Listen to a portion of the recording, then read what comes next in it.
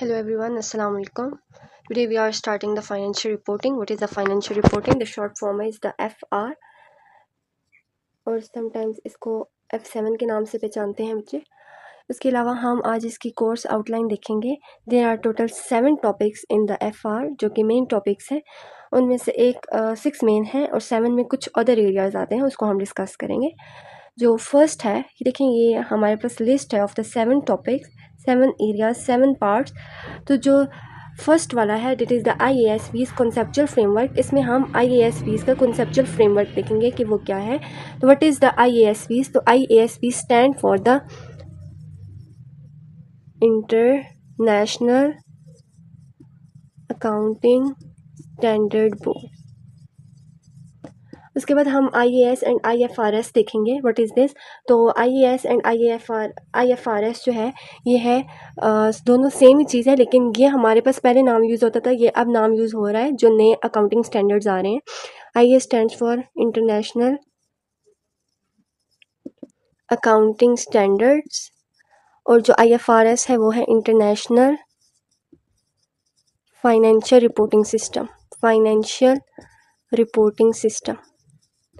और जो हमारे पास सबसे लेंथी टॉपिक है वो ये है, अगर ये आ जाए तो मतलब हमारा जो F7 है उसका most of the part course का कवर हो जाता है।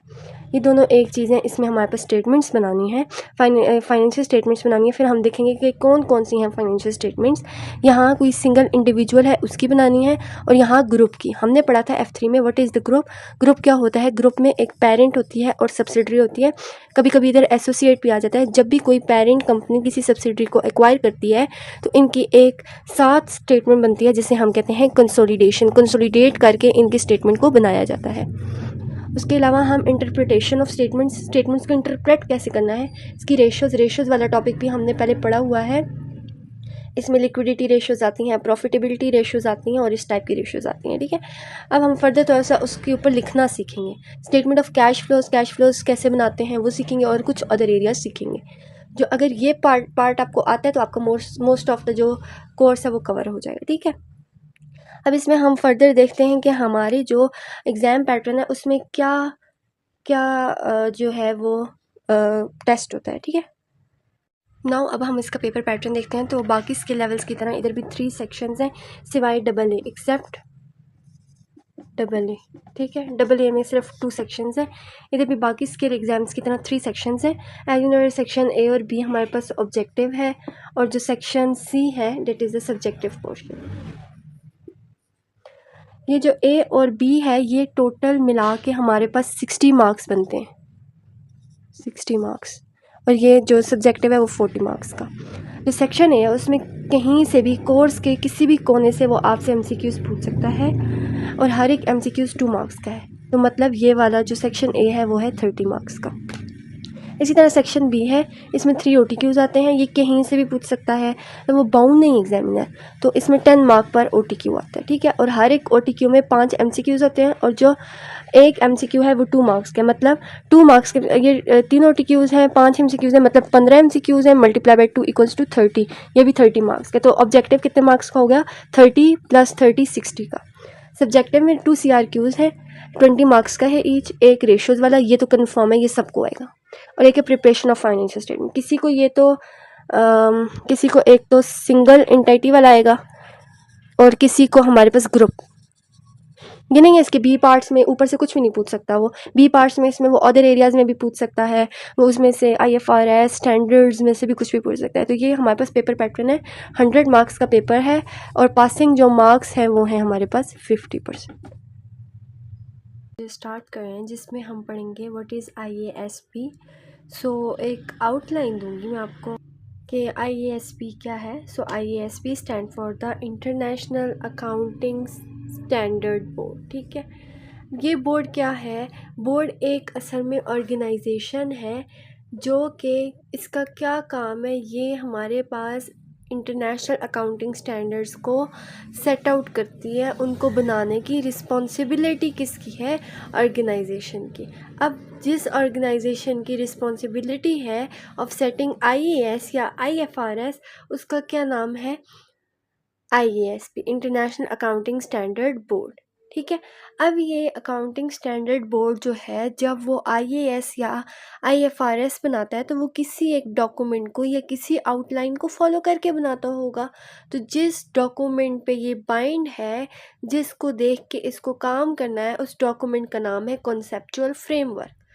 अब इस कॉन्सेप्चुअल फ्रेमवर्क को देख के ही ये अपने जो अकाउंटिंग स्टैंडर्ड्स हैं उनको बनाएगा। अब ये जो आईएएस और आईएफआरएस है, इनमें क्या डिफरेंस है? तो IAS stands for international accounting standards, IFRS stand for international financial reporting standards. जो इंटरनेशनल अकाउंटिंग स्टैंडर्ड्स और इंटरनेशनल फाइनेंशियल रिपोर्टिंग स्टैंडर्ड्स है, इन दोनों का काम क्या है कि ये हमारे पास हर एक एंटिटी जो है वो हर एक जो एंटिटी है उसको स्टेटमेंट्स को फॉलो करेगी। मतलब ये बताता है कि हर एक एंटिटी फाइनेंशियल स्टेटमेंट्स को फॉलो करके ही आगे काम करेगी। तो वो फाइनेंशियल स्टेटमेंट्स ये बनाते हैं, ठीक है, इसकी बेसिस के ऊपर बनाई जाती हैं। अब हम पढ़ते हैं what is the financial statement. तो फाइनेंशियल स्टेटमेंट 5 चीज़ों का मजमुआ है, जिसमें आती है इनकम स्टेटमेंट, इसको हम लोग दूसरे लफ्ज़ों में SOPL भी कहते हैं, statement of profit and loss. दूसरा है बैलेंस शीट, जिसे हम SOFP कहते हैं, of financial position. Sushi statement of changes in equity और कैश फ्लोज और डिस्क्लोजर। अब जो हमारा फाइनेंशियल रिपोर्टिंग है, इसमें हम 3 चीज़ें पढ़ेंगे, 3 स्टेटमेंट्स पढ़ेंगे। एक होगी हमारे पास स्टेटमेंट ऑफ फाइनेंशियल पोजीशन, एक होगी हमारे पास सोशी और एक होगी इनकम स्टेटमेंट। ये तीनों चीज़ें हम पढ़ेंगे। लेकिन ये स्टेटमेंट ऑफ कैश फ्लोज है, ये एक अलग से टॉपिक है खुद। ये देखिए, हमने जब वो 7 टॉपिक्स लिखे थे, उसमें स्टेटमेंट ऑफ कैश फ्लोज का एक एरिया था। तो ये बाय इट्स सेल्फ एक टॉपिक भी है, ये एक स्टैंडर्ड भी है, एक टॉपिक भी अलग से। तो हम इसको अलग से टॉपिक पढ़ेंगे, ठीक है। डिस्क्लोजर है। इसके बाद हमें ये पता होना चाहिए कि जो अकाउंटिंग स्टैंडर्ड्स हैं वो कौन कौन से। अब हमें पता है जो आईएएस और आईएफआरएस है ये डिटेल्ड है, जबकि जो हमारे पास फाइनेंशियल पोजीशंस हैं जो कि हमने प्रिपेयर करनी है, वो हमारे पास लेस डिटेल्ड देन देम है। ओके, सो हम कंटिन्यू करते हैं कि आईएएस कौन कौन से हमारे पास। जिनमें आईएएस है वो टोटल हमारे पास है 17, और जो आईएफआरएस है वो हमारे पास टोटल है 7। तो 7 और 17 कितना होता है हमारे पास?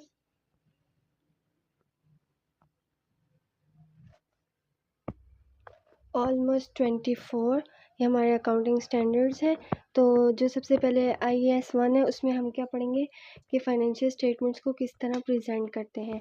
आईएएस 2 में इन्वेंट्रीज के बारे में पढ़ेंगे। आईएएस 7 जो कि हमारा तीसरा अकाउंटिंग स्टैंडर्ड है, उसमें हम स्टेटमेंट ऑफ कैश फ्लोज, लेकिन इसको हम पढ़ेंगे नहीं क्योंकि ये एक हमारे पास सेपरेट टॉपिक भी है, ठीक है। उसके बाद आईएएस 8, इसमें हम अकाउंटिंग पॉलिसीज़, एस्टिमेट्स और प्रायर पीरियड एरर, जो पिछले पीरियड में एरर हुए उन्हें कैसे डील करना है वो पढ़ेंगे, उनमें क्या चेंजिंग्स लानी है, ठीक है। आईएएस 10 में हम लोग रिपोर्टिंग पीरियड के बाद जो इवेंट्स हो रहे हैं जिन्हें हम रिकॉर्ड नहीं कर सके, उनको कैसे इधर एडजस्ट करना है वो पढ़ना है। आईएएस 12 में इनकम टैक्सेस को पढ़ना है कि how they are apply, how they will be, okay. IAS 16 में प्रॉपर्टी, प्लांट एंड इक्विपमेंट के ट्रीटमेंट को पढ़ना है कि इसको हमने कैसे प्रॉपर्टी को, प्लांट को और इक्विपमेंट को कैसे हमने रिकॉर्ड करना है, किस बेसिस के ऊपर, डेप्रिसिएशन, ये ऑल दैट, ये सारी चीज़ें हम पढ़ेंगे। आईएएस 20 में हम ग्रांट्स पढ़ेंगे, ये गवर्नमेंट सिक्योरिटीज़ जिन्हें हम कह सकते हैं, इनके बारे में हम इधर पढ़ेंगे। उसके बाद हम बात करते हैं आईएएस 21 की। तो फॉरेन एक्सचेंज रेट्स के चेंज होने का क्या अफेक्ट है। आईएएस 23 में हम बोरोइंग कॉस्ट पढ़ेंगे। 28 में हम accounting for associates and joint ventures पढ़ेंगे, अगर कोई भी कंपनी सपोज किसी एसोसिएट को एक्वायर कर लेती है। अर्निंग पर शेयर को आईएएस 33 में। आईएएस 36 में एसेट्स को कैसे इम्पेयर किया जाता है, उसकी क्या ट्रीटमेंट है, उसके अकाउंटिंग ट्रीटमेंट्स क्या हैं, ये सब कुछ उधर हम पढ़ेंगे।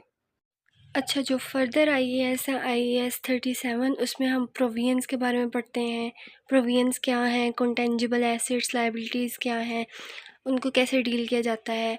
IAS 38 में हम इंटेंजिबल एसेट्स के बारे में पढ़ते हैं, जिनकी कोई फिजिकल अपीयरेंस नहीं होती, उन्हें हम कैसे डील करते हैं, उनकी क्या होती है, उनकी डेप्रिसिएशन नहीं होती, उसको एक और नाम दिया जाता है।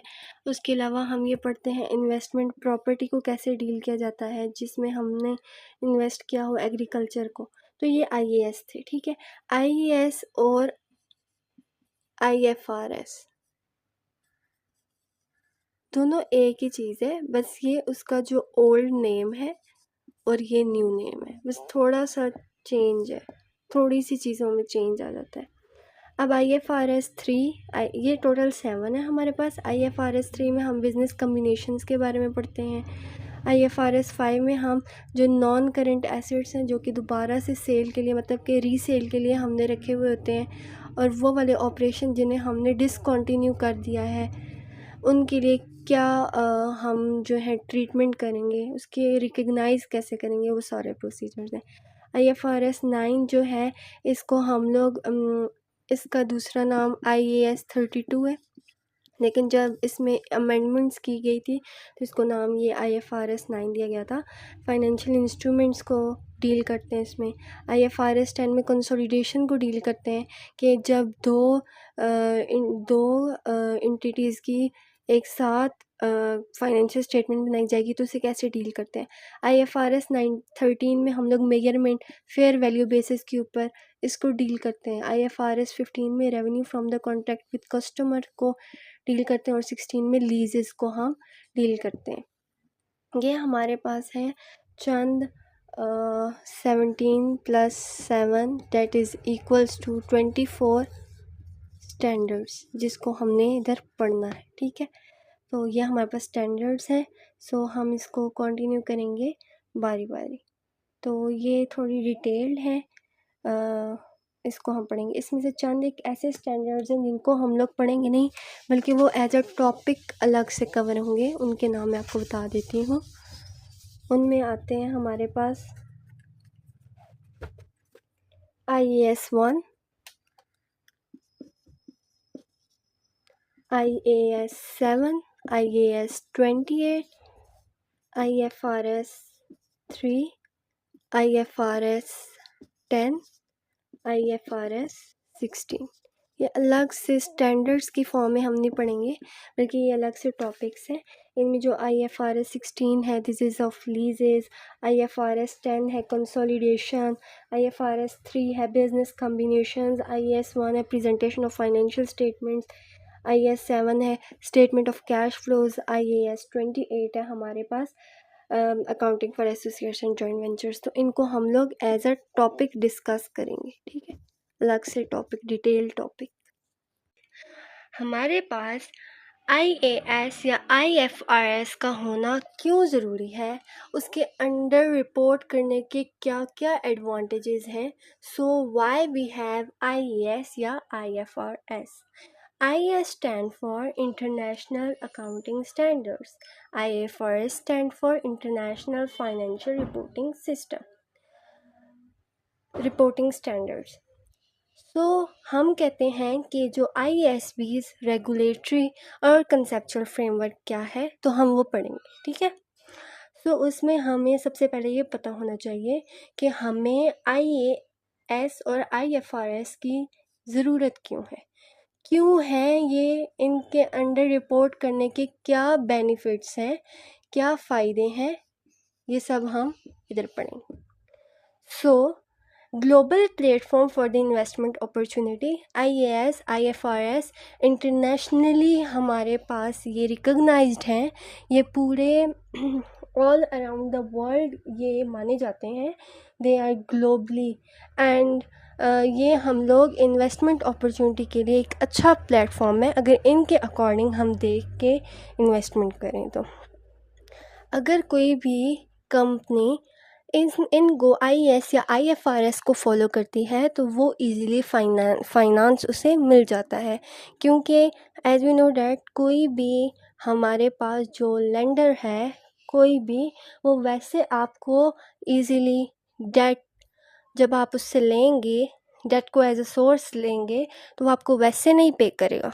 वो आपकी स्टेटमेंट्स को देखेगा, वो देखेगा कि आप इस काबिल हैं कि आपकी लायबिलिटीज़ जो हैं इस काबिल हैं कि मतलब आपके पास इतने एसेट्स हैं कि आप उन लायबिलिटीज़ को पे कर सकें। उसके बाद हम देखते हैं कि इसमें जो कैपिटल की कॉस्ट है उसको रिड्यूस कर देता है। ये फाइनेंशियल स्टेटमेंट्स को इंटरप्रेट करना ईजी हो जाता है। जब हम अकाउंटिंग स्टैंडर्ड्स को फॉलो करेंगे, आईएएस को फॉलो करेंगे, या जो new accounting standards that are set to be IFRS, तो हमारे लिए जो डिमांड है वो कम हो जाएगी, रिस्क कम हो जाएगा। जब हमारे पास रिस्क कम हो जाएगा तो क्या होगा, वो हमारी कंपनी के लिए बेनिफिशियल होगा। वो हम अपने अकॉर्डिंग देखेंगे ना, जाहिर सी बात है जब आपकी किसी चीज़ की डिमांड ज़्यादा होती है, आप ज़्यादा सप्लाई कर रहे हैं तो उसका रिस्क ज़्यादा है। तो ये सारी चीज़ें हम देखें। आईएफआरएस स्टैंडर्ड्स का, या जिनका पुराना नाम आईएएस है, उनके क्या एडवांटेजेस हैं वो अब हम देख रहे हैं। तो उनके एडवांटेजेस कुछ ये हैं कि हम लोग जो ग्लोबली कंपीटिंग कंपनीज़ हैं, जो ग्लोबली रिकॉग्नाइज्ड हैं, जो बहुत फेमस हैं, उनका कंपैरिजन इजीली कर सकते हैं। अगर दोनों कंपनीज़ आईएएस के रूल्स को फॉलो करती हैं, वो तो all over the world recognise हैं, सेम अकाउंटिंग ट्रीटमेंट करेंगी, तो जो कंपैरिजन है वो इजी हो जाएगा। कैपिटल रेज करना उनके लिए इजी हो जाता है कंपनीज़ के लिए, वो ऊपर हमने बात की। ठीक है, फाइनेंस रेज करना, कैपिटल रेज करना, that is easy for them. Easy appraisal of a foreign target companies for the mergers and acquisitions.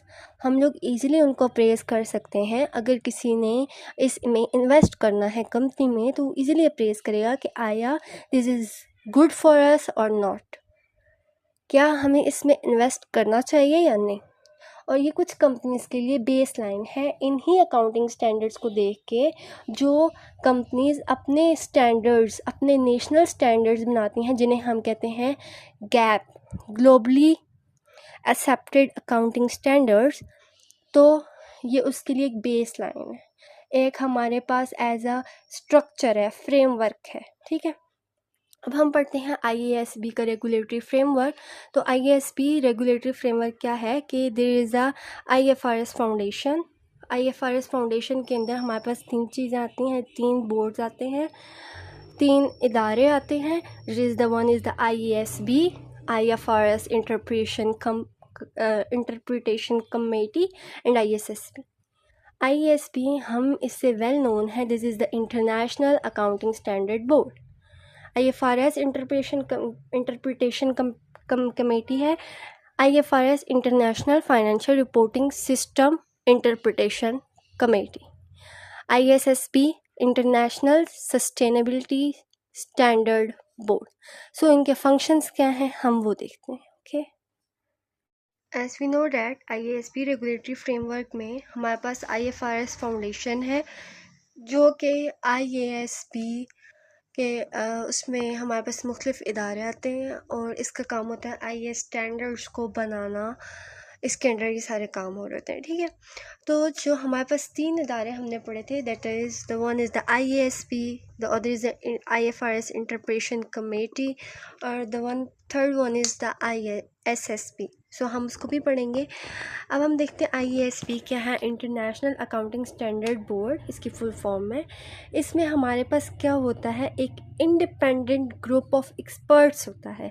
Independent groups क्या होते हैं, जिनका शेयर होल्डर से, या they are independent, they are not bound to anything. तो इसमें हमारे पास अकाउंटेंट्स आ जाते हैं, इसमें ऑडिटर्स एंड एजुकेशनिस्ट आ जाते हैं, जिन्होंने इस सब चीज़ के बारे में पढ़ा होता है, and they have a knowledge about how to develop the IFRS, how to develop the IASB. वो स्टैंडर्ड्स को बनाते हैं। ठीक है, दे उसमें कुछ ऑडिटर्स आते हैं, ये सब थिंग। इनका क्या काम होता है कि वो डेवलप करें एंड पब्लिश करें, किसको, आईएफआरएस को, इंटरनेशनल फाइनेंशियल रिपोर्टिंग सिस्टम को ये पब्लिश करें, उनको बनाएं। आईएएसबी का ये काम है। ठीक है, IFRS interpretation committee, as we know that, ये एक कमेटी है जो कि आईएएसबी को सपोर्ट करती है।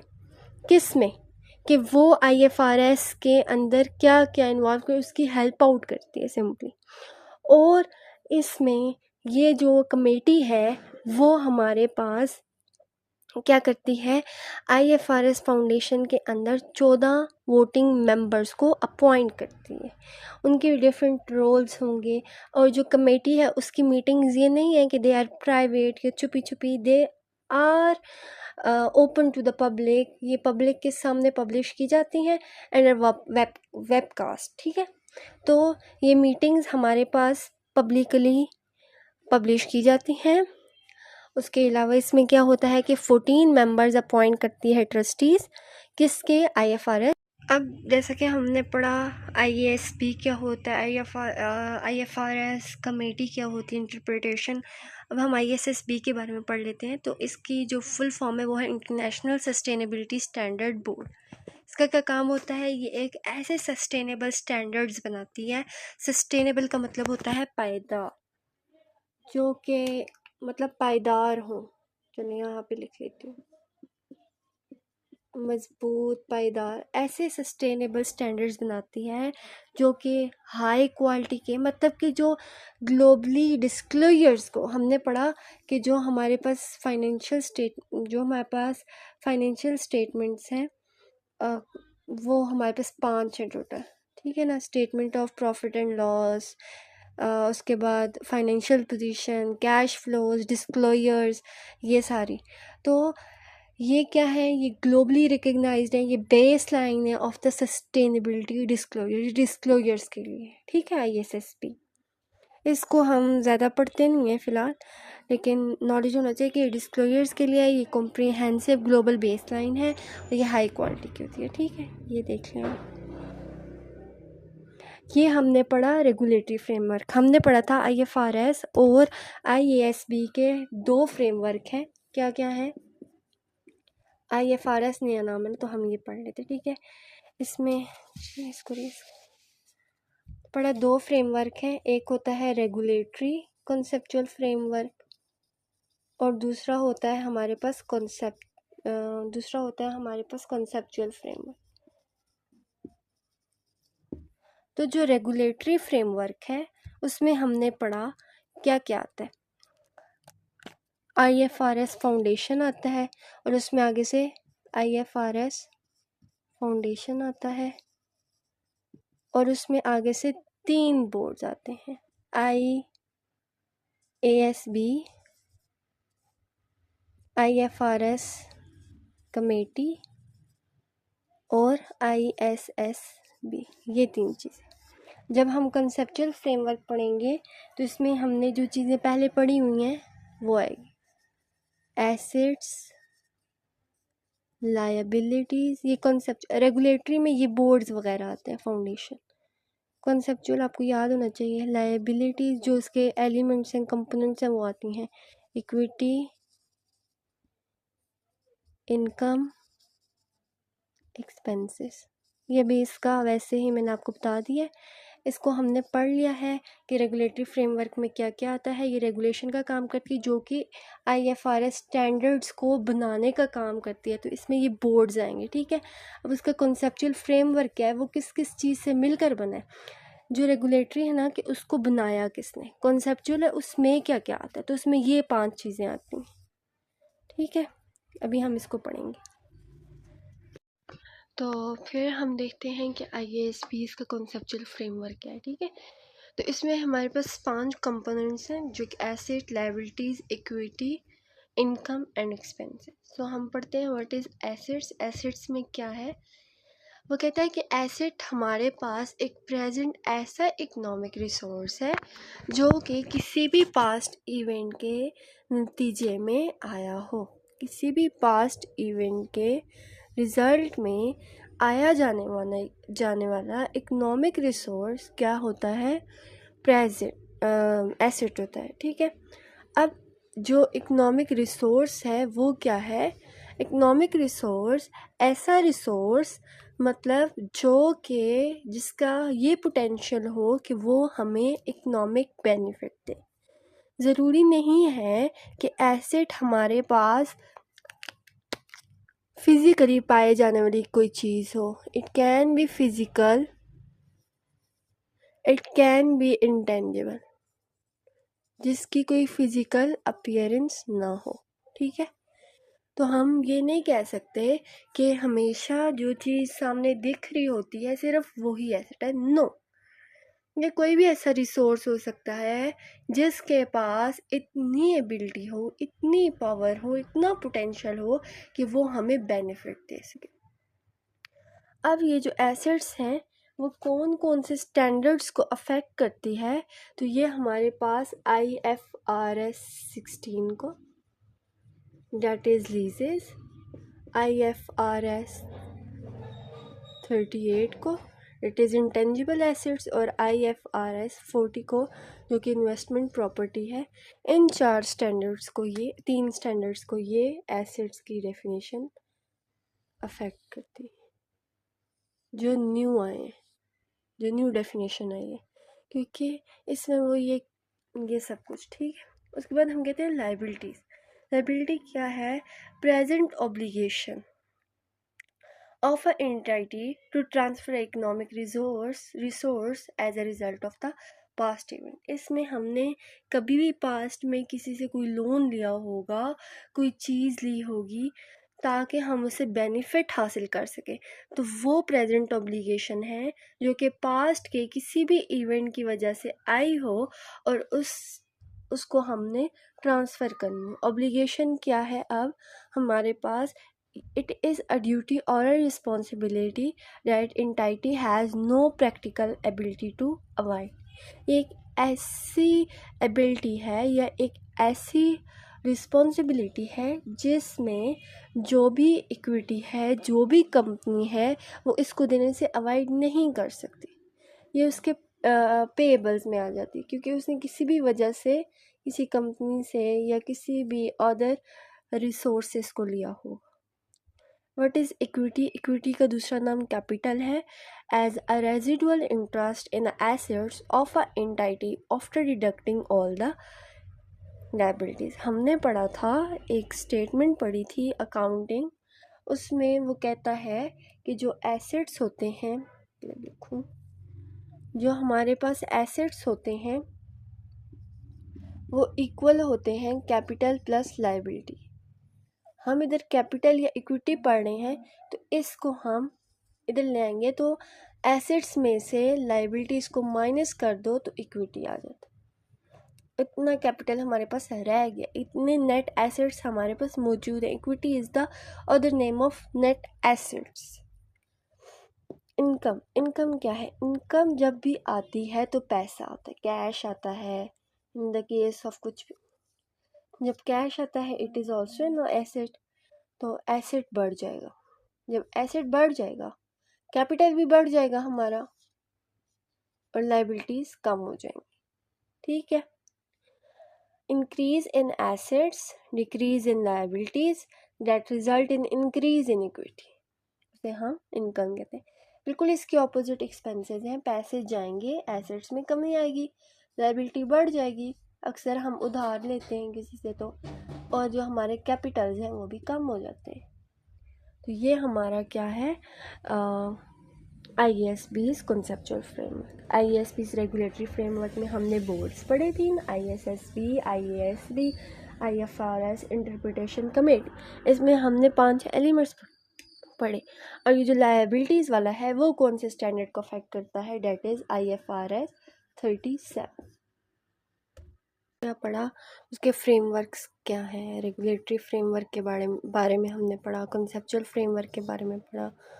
अब हम पढ़ रहे हैं उसके करेक्टरिस्टिक्स के। जाहिर सी बात है हर एक चीज़ के करेक्टरिस्टिक्स भी होते हैं, same as in the case of financial statement there are 2 types of characteristics, fundamental और इन्हेंसिंग। नाम से ज़ाहिर है फंडामेंटल, फंडामेंटल कहते हैं किसी भी पार्ट को, मतलब जो कि हमारे पास मैंडेटरी हो, जो कि हमारे पास कंपलसरी हो। जबकि इन्हेंसिंग, इन्हेंस करना, बढ़ाना, बढ़ाना, तो ये हमारे पास जो है मैंडेटरी नहीं होता, ये जस्ट आप उसकी क्वालिटी को बढ़ाने के लिए ये वाले करैक्टरिस्टिक्स यूज़ आउट करते हैं, ठीक है। इनमें क्या आता है, जो फंडामेंटल है उनमें दो हैं, रेलेवेंस एंड फेथफुल रिप्रेजेंटेशन। इनमें हमारे पास आ जाते हैं जी चार, कंपेरेबिलिटी, वेरीफाइबिलिटी, टाइमलीनेस, अंडरस्टैंडेबिलिटी। अगर ये भी हो तो वेल एंड गुड, लेकिन इन दो का होना बहुत ज़्यादा ज़रूरी है हमारी फाइनेंशियल स्टेटमेंट्स के अंदर। रेलेवेंस का क्या मतलब है कि हमारे पास जो इन्फॉर्मेशन दी गई है, जो फाइनेंशियल स्टेटमेंट्स हैं उनमें जो इन्फॉर्मेशन दी गई है वो रेलेवेंट हो, इधर उधर की ना हो, ताकि जो यूज़र है उसके लिए डिसीजन मेकिंग इजी हो, उसमें इमटेरियल ना हो, उसमें एरर्स ना हो, उसमें फ्रॉड ना हो, और वो मटेरियल हो, फ्री फ्रॉम एरर हो। फेथफुल रिप्रेजेंटेशन का मतलब ये है कि उसमें बिल्कुल क्लियर कट न्यूट्रल, उसकी साइड नहीं लेनी हमने इसके बारे में जो इन्फॉर्मेशन है क्लियर कट देनी है, उसमें कोई एरर ना हो, इन्फॉर्मेशन कंप्लीट हो, न्यूट्रल हो, कोई भी एरर ना हो। ये दो तो हमारे पास लाजमी है फाइनेंशियल स्टेटमेंट में, इन दो का होना लाजमी है। ये तो आगे इनहेंसिंग है जो कि हमारी उसको क्वालिटेटिव बनाते हैं, उसको मज़ीद अच्छा बनाते हैं, लेकिन इनका होना मैंडेटरी है, कंपलसरी है। ये ना हुए फाइनेंशियल स्टेटमेंट बेकार है, क्योंकि जो चीज़ यूज़र को जो इन्फॉर्मेशन चाहिए नहीं हम वो प्रोवाइड करें जो कि इररेलेवेंट है, उसका क्या फ़ायदा। इसमें एरर्स हों, कंप्लीट इन्फॉर्मेशन ना हो, अधूरी हो, न्यूट्रल ना हो, मतलब हम उसके सपोर्ट करें तो फिर उसका फ़ायदा नहीं है यूज़र के लिए। तो इसमें हमारे पास चार आ जाते हैं। One is the comparability, verifiability, timeliness and understandability. Comparability का क्या मतलब है, ताकि जो यूज़र है वो उसको ईज़िली कंपेयर कर सके विद द अदर्स। उसके लिए जब वो कंपेयर ईज़िली करेगा, वो आइडेंटिफाई करेगा, तो उसके लिए जो है डिसीजन मेकिंग ईजी हो जाएगी। वेरीफाइबिलिटी उस ऐसी वेरीफाइड इंफॉर्मेशन दे जिसके ऊपर जो यूज़र है उसको शक ना हो, नो डाउट। टाइमलीनेस, देखिए अगर मुझे इन्फॉर्मेशन चाहिए अभी 2 to 3 डेज़ के अंदर, मैंने इन्वेस्ट करना है, या मुझे सपोज़ मोबाइल लेना है, एक मोबाइल फ़ोन लेना है बहुत इमरजेंसी में, और मुझे अभी 2 to 3 डेज़ के अंदर इन्फॉर्मेशन रिक्वायर है, लेकिन मुझे इन्फॉर्मेशन मिल रही है 10 से 12 दिनों में,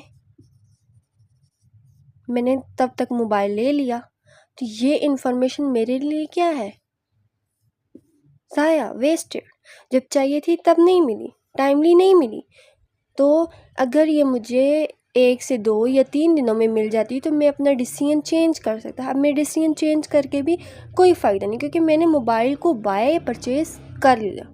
अंडरस्टैंडेबिलिटी से ही परफेक्ट हो, जो कि अंडरस्टैंड करे, कॉम्प्लेक्स ना हो, सिंपल हो, क्योंकि जो कॉम्प्लेक्स है वो सिर्फ ऑडिट जो एज अकाउंटेंट है वो समझ सकते हैं, बाकी सिंपल लोग नहीं समझ सकते।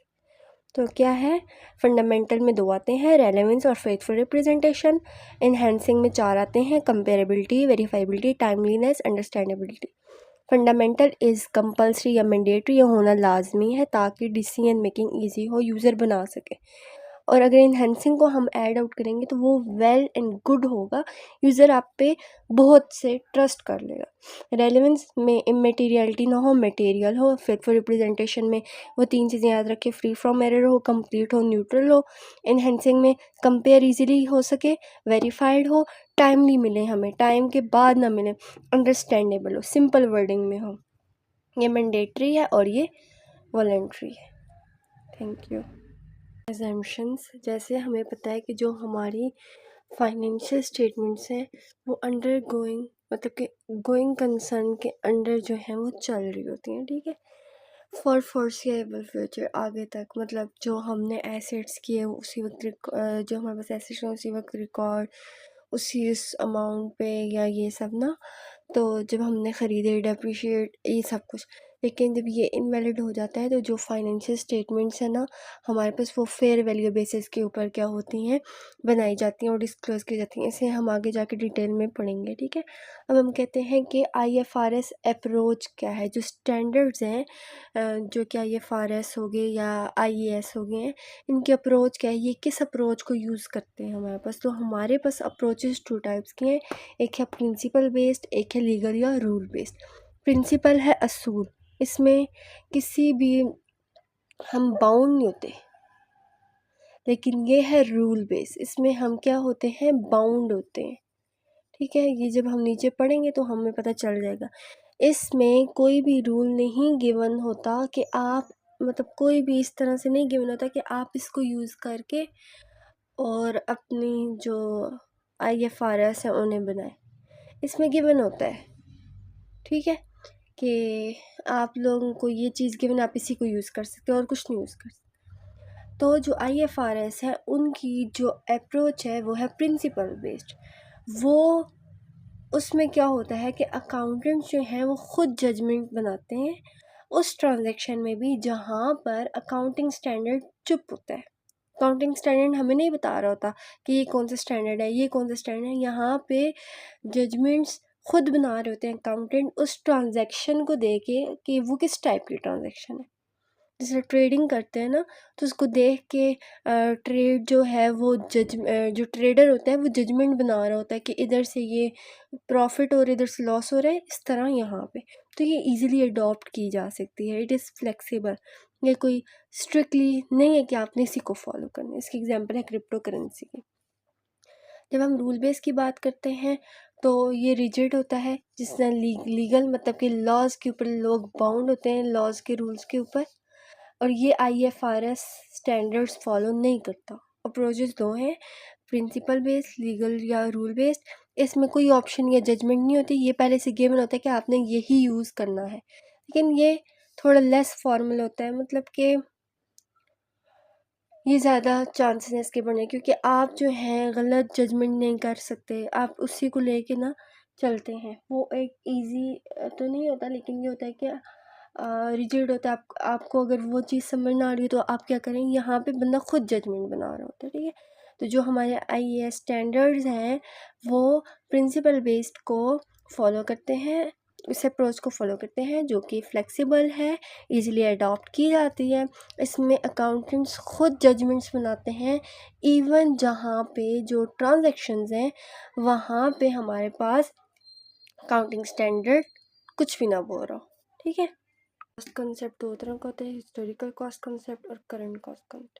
हिस्टोरिकल नाम से ज़ाहिर है कि it is about a past event, और जो करंट है वो अभी डेवलपिंग है, अभी अभी आया है तो ये डेवलप हो रहा है, ठीक है। इसमें क्या होता है कि हम लोग पहले से ही पैसे दे चुके होते हैं एसेट को बाय करने के लिए। इसमें भी यही होता है, हमने एसेट को अगर 5 साल पहले बाय किया है तो उसको हमने पैसे दे दिए हैं, लेकिन जब हम एक्यूमुलेटेड डेप्रिसिएशन वगैरह को डेप्रिसिएशन को कट आउट करेंगे तो हम हिस्टोरिकल नहीं बल्कि करंट कॉस्ट में से सब्ट्रैक्ट करें, जो कि फेयर वैल्यू अभी मार्केट वैल्यूज़ की चल रही है। फार्मूला क्या है, हिस्टोरिकल कॉस्ट माइनस जो एक्यूमुलेटेड डेप्रिसिएशन वो हिस्टोरिकल कॉस्ट ही होगी ना, क्योंकि उसकी अगर लाइफ 10 साल है तो इसको डिवाइड करेंगे तो फिर हमारे पास जो 1 साल की डेप्रिसिएशन है वो आएगी। और कितना टाइम गुजर गया मतलब उससे मल्टीप्लाई करेंगे ताकि हमारे पास उस लाइफ साइकिल की, उस लाइफ टाइम की, उस टाइम पीरियड की हमारे पास डेप्रिसिएशन है, ठीक है। तो उसको हम हिस्टोरिकल कॉस्ट में से माइनस करेंगे ताकि हमारे पास नेट बुक वैल्यू आए, और उस नेट बुक वैल्यू को हमने फाइनेंशियल स्टेटमेंट में रिपोर्ट करना है। यहाँ पे हिस्टोरिकल कॉस्ट की जगह करंट कॉस्ट यूज़ करेंगे। करंट कॉस्ट को यूज़ करके हम लोग जो है उसकी डेप्रिसिएशन फाइंड करेंगे, टोटल डेप्रिसिएशन, और उस टोटल डेप्रिसिएशन को 1 ईयर की डेप्रिसिएशन और फिर जितना टाइम पीरियड गुजर गया है उसके साथ हम मल्टीप्लाई करेंगे। तो फॉर एग्जांपल कोई भी बंदा paid 5 lakh to purchase building 5 years ago, 5 साल पहले उसने 5 लाख रुपया दिया एक बिल्डिंग ख़रीदने के लिए जिसकी टोटल लाइफ थी 10 ईयर्स। तो हिस्टोरिकल कॉस्ट जो उसने पे की वो थी 5 लाख। उसमें से हमने क्या माइनस किया, हमने 1 साल की डेप्रिसिएशन निकाली। कैसे निकालेंगे, यहाँ पे एक्यूमुलेटेड डेप्रिसिएशन लेके यहाँ पे हिस्टोरिकल कॉस्ट है कि 5 लाख डिवाइडेड बाई टोटल कितना था 10 साल, यूज़ कितना किया 5 ईयर्स, तो उसको उससे डिवाइड करेंगे तो 1 साल की आ जाएगी। 1 साल को मल्टीप्लाई करेंगे 5 से तो कितने ईयर्स की आ जाएगी 5 ईयर्स की। फिर हम उस हिस्टोरिकल कॉस्ट में से उस 5 ईयर्स की डेप्रिसिएशन को माइनस करेंगे तो नेट बुक वैल्यू आ जाएगी, जिसे हम फाइनेंशियल स्टेटमेंट में रिपोर्ट करेंगे। सेम इधर भी, building is purchased 5 years ago, 5 साल पहले यही बिल्डिंग परचेज़ की थी जो कि 5 लाख की थी, लेकिन उसकी करंट कॉस्ट जो है वो है 8 lakh with a total life of 10 years. Total life उसकी भी 10 साल थी, लेकिन उसकी इधर हम लोग हिस्टोरिकल कॉस्ट नहीं बल्कि करंट कॉस्ट को यूज़ करके उसकी नेट बुक वैल्यू को फाइंड आउट करेंगे। करंट कॉस्ट है 8 lakh, so accumulated depreciation divided by total life. Accumulated depreciation में करंट कॉस्ट को यूज़ करके निकालेंगे तो वो 8 लाख डिवाइडेड बाय 10 और 5 साल की हमने depreciation multiply by 5, 8 lakh minus 4 lakh 4 lakh. अगर हम लोगों के पास हिस्टोरिकल कॉस्ट का पूछेगा तो हम लोग पुरानी कॉस्ट को यूज़ करेंगे, करंट कॉस्ट पूछेगा तो नई जो मार्केट वैल्यू उसको यूज़ करके नेट बुक वैल्यू हम लोग उसको फाइनेंशियल स्टेटमेंट में रिपोर्ट करेंगे। तो ये हमारा था कुल कॉस्ट कंसेप्ट।